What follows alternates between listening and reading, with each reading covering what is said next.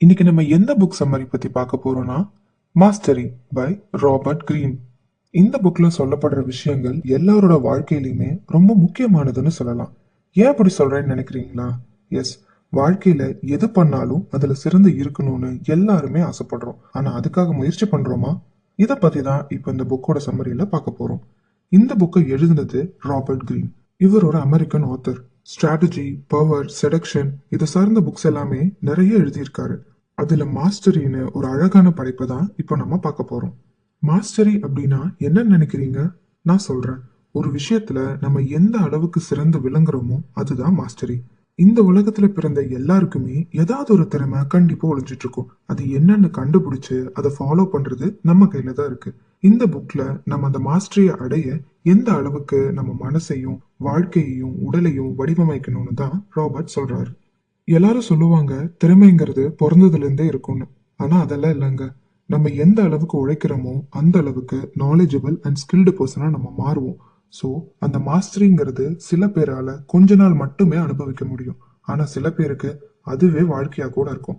அப்படி சில பேரை சொல்லணும்னா Leonardo da Vinci, Napoleon, Charles Darwin, Thomas Edison, Martha Graham, Bonaparte அப்படின்னு சொல்லிட்டே போலாம். இவங்க எல்லாருமே மாஸ்டரியில சிறந்து விளங்குனதுக்கு காரணம் என்னன்னு கேட்டீங்கன்னா அவங்களோட கண்ணோட்டத்துல இருந்து இந்த உலகத்தை பார்த்தது தான்.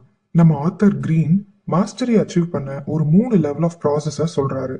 ஃபர்ஸ்ட் லெவல் அப்ரண்டிஸ்ஷிப், அதாவது பயிற்சியாளர். செகண்ட் லெவல் கிரியேட்டிவ் ஆக்டிவ், அதாவது சிந்தித்து அதுபடி செயல்படுதல். மூன்றாவது மாஸ்டரி, அதாவது தேர்ச்சி பெறுதல். Discovering your calling. உங்களோட லைஃப்ல உங்களுக்குன்னு ஒரு ஆசை, கடமை இதெல்லாம் கண்டிப்பா இருக்கும். அதை அடையிறதுக்கு உங்களுக்குள்ளேயே ஒரு இன்னர் ஃபோர்ஸ் உங்களை முன்னேற்றி கொண்டு போயிட்டே இருக்கும். அந்த ஃபோர்ஸ் உங்க சைல்ட்ஹுட்ல ரொம்ப கிளியரா இருந்திருக்கும். ஃபார் எக்ஸாம்பிள், யோசிச்சு பாருங்களேன். நீங்க சின்ன வயசுல நான் போலீஸ் ஆகணும், நான் டாக்டர் ஆகணும் அப்படி இப்படின்னு நிறைய சொல்லியிருப்பீங்க. ஆனா போற போக்குல அது எல்லாமே மறைஞ்சு போயிருக்கும். நம்ம ஃபேமிலி சொல்றது, நம்ம ஃப்ரெண்ட்ஸ் சொல்றதெல்லாம் கேட்டு ஈஸியா நம்ம கோல்ல இருந்து நம்ம டிஸ்ட்ராக்ட் ஆகி நம்மளோட யூனிக்னஸை நம்மளே அடிச்சிருவோம். ஸோ அதை தான் கிரீன் சொல்றாரு. நீங்க மாஸ்டரி அடையணும்னா முதல்ல நீங்க யாருன்னு நீங்க கண்டுபிடிக்கணும். நீங்க நினைக்கலாம் இத்தனை வருஷத்துக்கு அப்புறம் எப்படி இப்ப போய் கண்டுபிடிக்கிறதுன்னு. ஆனா அப்படிலாம் எதுவுமே இல்லை. It is never too late to start. So இதுதான் டிஸ்கவரிங் யுவர் செல்ஃப். இதுக்கு ஒரு பெஸ்ட் எக்ஸாம்பிளா நம்ம ஆத்தர் முன்வைக்கிறது என்னன்னா, லியோனார்டோ டாவின்சி ஒரு ஏஞ்சலை பெயிண்ட் பண்ணணும்னு ரொம்ப நாளா யோசிச்சுட்டே இருந்தாரு. ஆனா எப்படி பண்ணணும்னு அவருக்கு தெரியல. பிகாஸ் அவரை பொறுத்த வரைக்கும் அந்த பெயிண்டிங் ரியலிஸ்டிக்கா இருக்கணும். ஸோ லியோனார்டோ அங்க இருக்க ஒரு லோக்கல் சர்ச்சில் டெய்லி டைம் ஸ்பெண்ட் பண்ண ஸ்டார்ட் பண்ணாரு. அங்க இருக்க எல்லாத்தையுமே அப்சர்வ் பண்ணாரு. அப்பதான் அவருக்கு ஒன்று தோணுச்சு, ஏன் நம்ம ஏஞ்சல்ஸ்க்கு விங்ஸ் கொடுக்க கூடாது அப்படின்னு. அதுக்காகவே மார்க்கெட்ல போய் நிறைய பேர்ட்ஸை வாங்கினாரு. அது எல்லாத்தையுமே அப்சர்வ் பண்ண ஆரம்பிச்சாரு. அவருக்குள்ளேயே நிறைய கேள்விகள் தோணுச்சு. எப்படி இந்த விங்ஸ் எல்லாம் பேர்ட்ஸ்குள்ள மர்ஜ் ஆகி இருக்கு அப்படி இப்படின்னு. ஒரு வழியா அவர் நினைச்ச மாதிரி ஏஞ்சல்ஸோட ஷோல்டர்ல விங்ஸை கொடுத்து அது நேச்சுரலா இருக்க மாதிரி பெயிண்டிங்கை முடிச்சிட்டாரு. இவரு தான் ஏஞ்சலிக் விங்ஸை ரியலிஸ்டிக்கா கிரியேட் பண்ண ஃபர்ஸ்ட் ஆர்டிஸ்ட். இவர் பெயிண்டிங்கை முடிச்சதுக்கு அப்புறமா அவருக்கு பேர்ட்ஸ் மேல ஒரு அப்சஷனே வந்துருச்சு. ஸோ பேர்ட்ஸை பத்தி முடிஞ்ச அளவுக்கு படிக்க ஆரம்பிச்சாரு. இதுல இருந்து உங்களுக்கு என்ன தெரியுது? நம்மளும் எந்த வேலையை பண்ணாலும் அதை ரொம்ப பிடிச்சி அது மேல அப்சசிவா இருக்கணும். 3 steps for finding your calling. First நீங்க உங்களுக்கு இருக்க திறமை அண்ட் யூனிக்னஸை தெரிஞ்சுக்கணும். உங்க பாதையை உங்களுக்கு ஏத்த மாதிரி வடிவமைச்சுக்கணும். யார் என்ன சொன்னாலும் அதை தள்ளி வச்சிடுங்க. உங்களுக்கு என்ன பண்ணணும்னு தோணுதோ அதை பண்ணுங்க. நெக்ஸ்ட், உங்களோட கெரியர் பாத். மேபி நீங்க முன்னாடியே டிசைட் பண்ணி வச்சிருந்தாலும் சரி, இல்ல இனிமே தான் பண்ண போறீங்கன்னாலும் சரி, உங்களுக்கு பிடிச்ச வேலையை தேர்ந்தெடுங்க. வாழ்க்கையில மணி ரொம்ப அவசியம்தான். ஆனா பணமே வாழ்க்கை கிடையாது. உங்களுக்கு எது சாட்டிஸ்ஃபேக்ஷனை கொடுக்குதோ அதோட ஃபவுண்டேஷனை ஸ்ட்ராங் பண்ணுங்க. என்ன பண்றதா இருந்தாலும் கான்ஃபிடென்ட்டா பண்ணுங்க. நிறைய எக்ஸ்பீரியன்ஸை கெயின் பண்ணிக்கோங்க. எப்பவுமே ஒரு சேஃப் அண்ட் கம்ஃபர்ட் ஜோனுக்குள்ள இருக்கணும்னு நினைக்காதீங்க. Submit to reality. உங்களோட ஸ்கூல் ஆர் காலேஜ் லைஃப் முடிஞ்சதும் நீங்க போக போற ஸ்டேஜுக்கு பேர் தான் அப்ரெண்டிஸ். அது ஒன்றும் இல்லை, உங்களை நீங்களே பயிற்சியாளராக மாத்திக்கிறது. அந்த மாதிரி டைம்ல உங்களுக்கு நிறைய ப்ராப்ளம்ஸ் வரும். மேபி இமோஷனலா இருக்கலாம், இல்ல தவறான சேர்க்கையா இருக்கலாம், பயமா கூட இருக்கலாம். ஆனா பயம் மட்டும் வந்துருச்சுன்னா உங்களால எதுவுமே முழுமையா கத்துக்க முடியாது. அப்ரெண்டிஸா இருக்க டைம்ல நம்ம லைஃப்க்கு முக்கியமான விஷயங்களை நம்ம கத்துப்போம். Necessary skills, discipline, independent thinking இந்த மாதிரி எல்லாம். ஸோ அப்போ எப்படி நம்ம திறமையை வளர்த்துக்கிறோம்னு தான் யோசிக்கணுமே தவிர காசை பத்தி யோசிக்க கூடாது. அப்போதான் மாஸ்டரின்னு ஒரு இடத்த நம்ம அடைய முடியும். ஸோ அப்ரெண்டிஸ்னு பார்த்தா அதுல 3 ஃபேஸஸ் இருக்கு.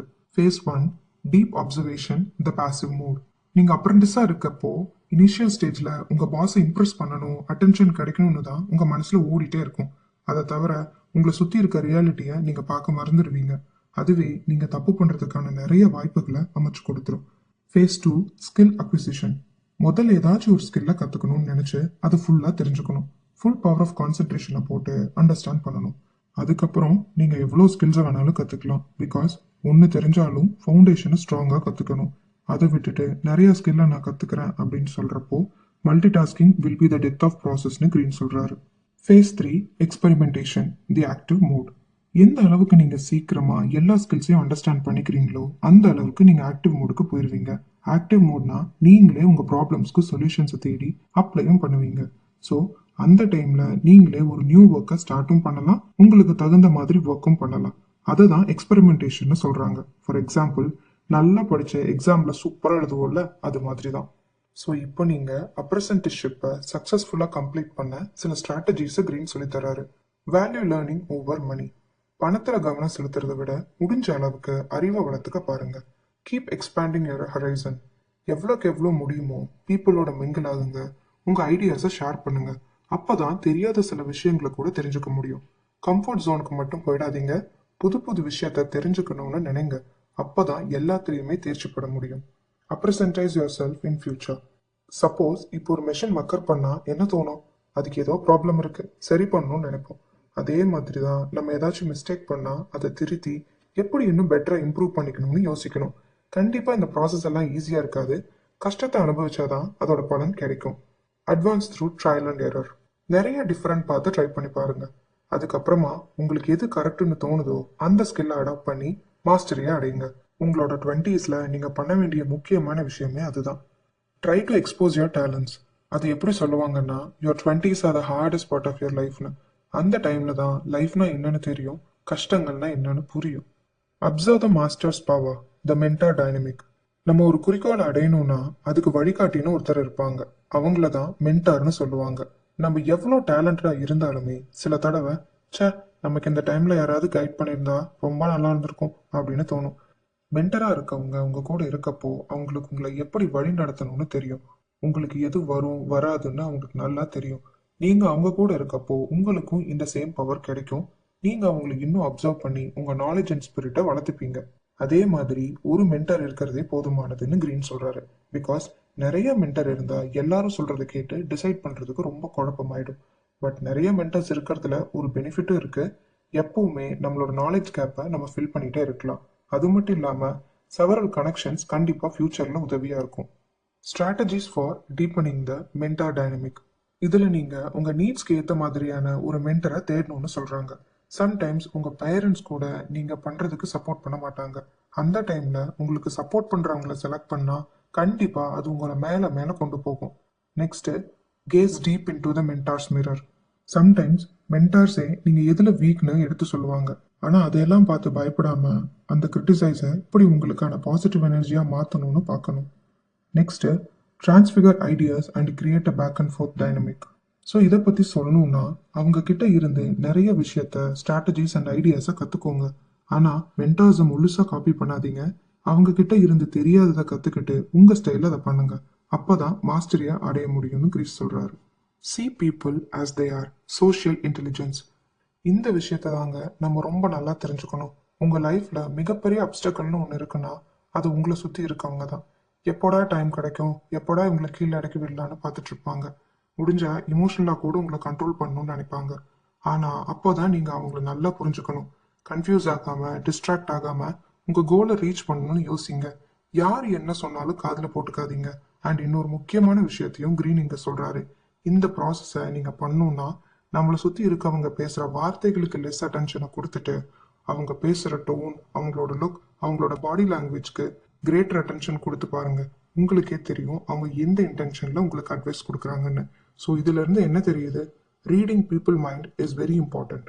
அது மட்டும் இல்லாமல் பொறாமை, லேசினஸ், செல்ஃப் அப்சஷன், ரிஜிடிட்டி இது எல்லாமே மாஸ்டரி அடைய ஒரு பெரிய தடைக்கெல்லாம் நிற்கும். அதனால தான் அறிவாளி இருளில் கண்களை முழுமையாக நம்ப மாட்டான்னு சொல்றாங்க. Next, awaken the dimensional mind, the creative active. எந்த அளவுக்கு நீங்க எல்லா ஸ்கில்ஸையும் கத்துக்கிறீங்களோ அந்த அளவுக்கு உங்க மைண்ட் ஆக்டிவா ஆயிடும். நீங்க கத்துக்கிட்டது எல்லாத்தையுமே பண்ணி பார்க்கணும்னு நினைப்பீங்க. ஆனா ஒண்ணு தெரிஞ்சுக்கோங்க, நீங்க எதுல ரொம்ப கம்ஃபர்டபுளா இருக்கீங்களோ அந்த ஃபீல்டு சம்மந்தப்பட்ட விஷயங்களுக்கு இம்பார்ட்டன்ஸ் கொடுக்கறதோட சேர்த்து டிஃப்ரெண்ட் திங்ஸ்க்கும் கொஞ்சம் அதிக இம்பார்ட்டன்ஸ் கொடுங்க. உங்களோட மைண்டுக்கு புதுசு புதுசா ஏதாச்சும் ஃபீட் பண்ணிட்டே இருங்க. அப்போதான் உங்களுக்குள்ள போல்ட்னஸ், எந்த சுச்சுவேஷனையும் சால்வ் பண்ண முடியுங்கிற அளவுக்கான ஒரு நாலேஜ், இது எல்லாமே கிடைக்கும். ப்ராப்ளம்ஸை ஒரே டைரக்ஷன்ல பார்க்காம டிஃப்ரெண்ட் டைரக்ஷன்ல பார்க்க ட்ரை பண்ணுங்க. அது மூலியமா உங்களுக்கு நிறைய எக்ஸ்பீரியன்ஸ் கிடைக்கும் அண்ட் உங்களை நீங்களே ஷேப் பண்ணிக்க ரொம்ப ஹெல்ப்ஃபுல்லா இருக்கும். அப்புறம் என்னங்க, நீங்க தான் அந்த ஸ்கில்ல மாஸ்டரியா இருப்பீங்க. பட் அதுல சில ஸ்ட்ராட்டஜிஸ் அண்ட் ஸ்டெப்ஸை ஃபாலோ பண்ணணும்.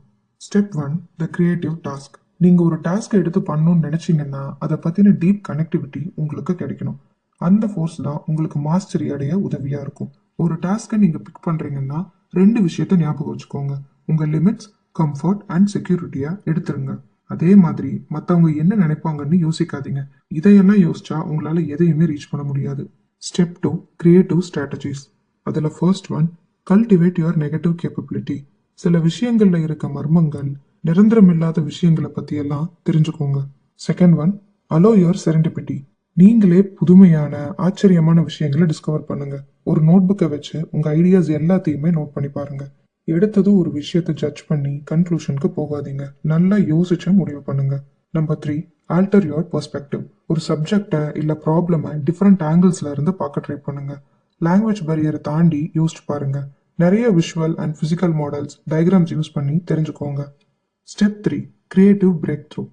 Tension and inside. நம்ம ஒரு விஷயத்த ரொம்ப யோசிச்சு டென்ஷன் ஆனா உடனே சொல்யூஷன் கிடைச்சிடுமா என்ன?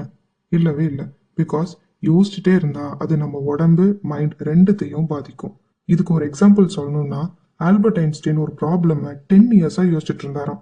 ஒரு பாயிண்ட்ல அது கிவ் அப் பண்ணிடலான்னு முடிவு பண்ணிட்டு தூங்க போயிட்டாராம். ஆனா நெக்ஸ்ட் டே மார்னிங் தூங்கி எழுந்ததும் 10 இயர்ஸா யோசிச்சுட்டு இருந்த ப்ராப்ளம்க்கு தேடிட்டு இருந்த ஒரு சொல்யூஷன் திடீர்னு கிடைச்சிருச்சான். ஸோ நீங்களும் டென்ஷன் ஆகிறதுக்கு பதிலாக கிவ் யுவர் செல்ஃப் அ பிரேக்னு கிரீன் சொல்றாரு. நமக்கே தெரியும், ரொம்ப டயர்டா ஸ்ட்ரெஸ்டா இருந்தா அந்த டைம்ல எதுவுமே செய்ய யோசிக்க மாட்டோம். என்ன பண்றதுன்னு தெரியாது. பட் பீஸ்ஃபுல்லா கொஞ்சம் டைம் ஸ்பெண்ட் பண்ணிட்டு வந்து திரும்பி ஒர்க்கை ஸ்டார்ட் பண்ணா அதே ஒர்க் ரொம்ப ஈஸியா இருக்கும். நெக்ஸ்ட் பார்க்க போறது, fuse the intuitive with rational. நம்ம எல்லாருக்குமே ஒரு ஹையர் ஃபார்ம் ஆஃப் இன்டெலிஜென்ஸ் கண்டிப்பா இருக்கும். அது வெளியில வர நேரங்கள் தான் வேற வேறையா இருக்குமே தவிர மற்றபடி எல்லாருமே ஏதாச்சும் ஒரு விஷயத்துல சிறந்ததா இருப்பாங்க. அந்த இன்டெலிஜென்ஸ் தான் இந்த உலகத்தை பத்தி விரிவா தெரிஞ்சுக்க உதவும். அதே மாதிரி இதை பண்ணா கரெக்டா இருக்கும் அப்படின்னு ஒரு இன்ட்யூஷன் தோணும்ல, அதை நம்மள எத்தனை பேரு அது நடக்கும்னு யோசிச்சு பார்த்துருக்கோம்? நம்மளை பொறுத்த வரைக்கும் அதெல்லாம் பெரிய விஷயமே கிடையாது. மற்றவங்க என்ன சொல்றாங்களோ அதை தான் பண்ணுவோம். ஆனா அப்படி இருக்கக்கூடாதுன்னு தான் நம்ம ஆத்தர் சொல்றாரு.